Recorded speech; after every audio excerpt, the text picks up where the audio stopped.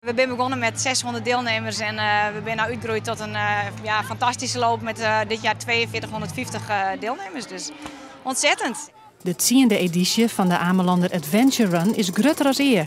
Onrenners en publiek binnen maar elkaar 8000 mensen op het evenement doorgaan. Ik denk dat het gewoon ook het eilandgevoel is. Sowieso de natuur, nergens loop je zo mooi natuurlijk als hier. Bij de eerste 2 edities van de run wies Saher Youssef de rapste. Youssef komt graag op het eiland om te draven. Het is apart. Ja, voor zo'n kleine gemeenschap. Ja, het is blijft bijzonder. En ook het sfeer hier, maar ook het landschap ook. Combinatie van bos, strand, dijk, van alles.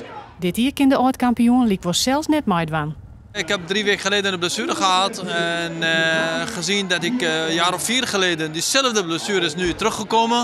Ik zeg beter een paar weken rust nemen dan in plaats van een paar jaren. Youssef hoogt in elk geval net benauwd te wezen dat het evenement vol rekt. Er is nog ruimte genoeg. Ja, de 21 kunnen best nog wel ietsjes groeien, dat loopt dan wat verder uit elkaar. En de 5 ook nog wel, dus er is nog wel wat ruimte, maar niet dat we nog heel veel groter willen, eerst ook niet. Ja, wat de toekomst het bestuur al beslist, ja, dat weet ik niet.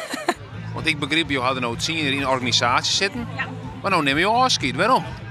Ja, met pijn in het hart. Eigenlijk gewoon tijdgebrek. Ik heb 2 dochters van 2 en 4 en ik heb zelf een eigen schoonheidssalon en mijn man had een fietsverhuur. Ja, er zitten maar 7 dagen in de week, helaas.